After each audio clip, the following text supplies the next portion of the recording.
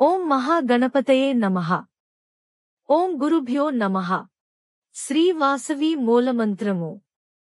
ఓం హ్రీం శ్రీం క్లీం ఐం గ్లాం వం వాసవి కన్యకే మహ్యం సర్వ సౌభాగ్యం దేహి దేహి స్వాహ. ఓం కుసుమ పుత్రీ చ విద్మహే కన్యకుమారి ధీమహి తన్నో వాసవి ప్రచోదయాత్. శ్రీ వాసవి అమృతకలశం. శ్రీవాసవీకన్య పురాణగాథ 3వ రోజు పారాయణ ఆదివారము. 11వ అధ్యాయము. 1. సతీదేవి పార్వతి వృత్తాంతము. సాలంకాయన మమర్షి విరూపాక్ష మణి గుప్తాదులకు ఈ విధముగా చెప్పసాగెను.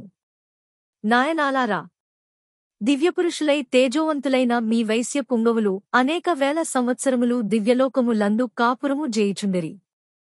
ఆ సమయముననే మహాయుగములకు సంబంధించిన దివ్య చరిత్రలు సంఘటనలు జరిగినవి. వాటిలో పార్వతీ పరమేశ్వరుల వివాహమము అపురూపము మంగళకరమైనది.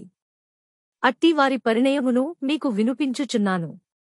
శ్రద్ధాసక్తుల వినుడు. బ్రహ్మదేవుడు నవబ్రహ్మలలో ఒకడైన దక్షుని ప్రజాపతిగా నియమించెను. దానితో తనకు సమానులెవ్వరూ లేరని గర్వము నొందెను. దక్షునికి 25 మంది కుమార్తెలు. అందులో జ్యేష్ఠపుత్రిక పేరు సతీదేవి. ఆమె అపరూప సౌందర్య రాశి. ఆమె చిన్ననాటినుంచి పరమేశ్వరుని ఆరాధించి వివాహమాడెను. దక్ష ప్రజాపతి తక్కిన తన 24 పుత్రికలను చంద్రుని కొసంగి పరిణయము గావించెను. దక్షుడు ఈశ్వరుడు తన అల్లుడైనందున తానే గొప్పవాడని తలచి రుద్రుని సతిని చిన్న చూపు చూచుండెను. దక్ష ప్రజాపతి నభూతో నభవిష్యతిగా వాజపేయ మను మహాయజ్ఞమును చేయ సంకల్పించెను. యాగమునకు బ్రహ్మ, విష్ణు, ఇంద్రాది దక్పతులను అఖిల ముని గణములను ఆహ్వానించెను. కాని తన కూతురు అల్లుడైన సతీశంకరులను ఆహ్వానింపకుండెను. అయినను సతీదేవి తండ్రి యాగము చేయుచున్న విషయమును తెలుసుకునెను.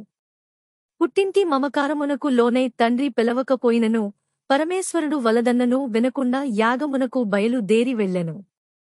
2. సతీదేవి పార్వతి ఆత్మాహుతి.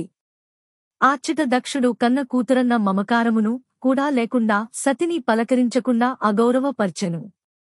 అంతేగాక యజ్ఞవాటికి యందు అందరి ఎదుట ఈశ్వరుని ఈసడించుచు నిందావాక్యములతోల నాడెను. దానితో సతీదేవి ఆగ్రహము నొందెను.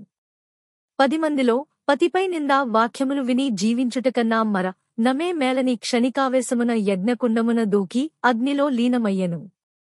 దీనిని గాంచి అందరూ హ కారములు చేసిరి. ఇదేదో మహా ఉపద్రవమును సృష్టించునని భీతిల్ల సాగిరి. దక్షుడు దీనిని ఉపేక్షించి యజ్ఞమును కొనసాగించసాగెను. అగ్నిదేవుడు సతీదేవి పార్థివ శరీరమును దహింపలేకపోయెను. 3. దక్షయజ్ఞ భగ్నము. ఈ వ్యయమును నారద మునీంద్రులు కైలాసమునకు వెళ్లి ఈశ్వరునికి తెలియపర్చెను. అంత పరమేశ్వరుడు ఆగ్రహోదగ్రుడై ప్రళయ తాండవము గావించెను. వెనువెంటనే తన జటాధూటము నుండి ఒక పాయను ఏకి అరివీర భయంకరుడగు సహస్రబాహువులు గల వీరభద్రుని సృష్టించి అతని తక్షమున జని దక్షయజ్ఞమును భగ్నము చేసి రమ్మని ఆదేశించెను. అంత వీరభద్రుడు ప్రమథగణంబులను రుద్రకింకరులు వెన్నంటగా భీకర వికట టహాసములు జేయిచు దక్ష యజ్ఞవాటికను ప్రవేశించి దివ్యాలంకార సంశోభతమో యజ్ఞశాలను చిన్నా భిన్నము గావించెను.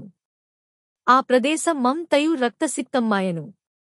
అది జూసి దక్షుడు ఉగ్రుడై లేచి వీరభద్రుని ఎదిరించెను. అంత వీరభద్రుండు ప్రళయకాల రుద్రుడై హూంకరించి తన్న అడ్డు తగిలిన దక్షుని తలను త్రుటికాలమున తెగనరికెను. దక్షుని తల ఎగిసి యజ్ఞకుండము త్రుళ్ళిపడి భగభగా మని మండుమంటల భస్మీపటల మాయెను. దీనినంతటినిగాంచి యజ్ఞమునకు వచ్చిన వారందరూ కకావికలమై అచ్చటి నుండి దిగంతములకు పరుగులు బెట్టిరి. 4. శివ విలాపము.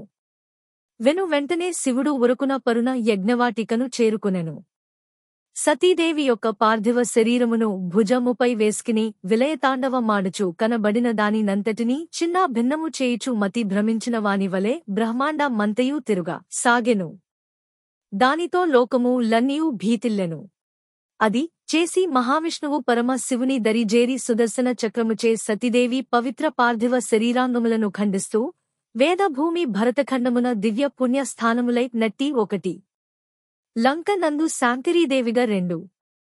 కాంచీపురము నందు కామాక్షిదేవిగాను 3 ప్రద్యుమ్నాన శృంఖలా దేవిగాను 4 క్రోంచ నగరాన చాముండీ దేవిగా 5 అలంపురాన జోగులాంబగా 6 శ్రీశైలము నందు భ్రమరాంబగా 7 కొల్హాపురమున మహాలక్ష్మీ దేవిగా 8 మాధుర్వేన నాందేడు ఏకవీరికా దేవిగా 9 ఉజ్జని యందున మహంకాళికా దేవిగా 10 పీఠాపురమున పురుహూతికా దేవిగా 11 ఓఢ్యాయనిలో గిరిజా దేవిగా 12 దాక్షార మమున మాణిక్యా దేవిగా 13 హరిక్షేత్రాన కామరూపా దేవిగా 14 ప్రయాగనందు మాధవేశ్వరిగా 15 జ్వాలానగరాన వైష్ణవీదేవిగా 16 గయయందు మాంగళ్య గౌరిగా 17 వారణాసిలో విశాలక్షిగా 18 కాశ్మీరమున సరస్వతీదేవిగా దివ్యప్రకాశ శక్తి పీఠములుగా వెలయునట్లు చేసెను.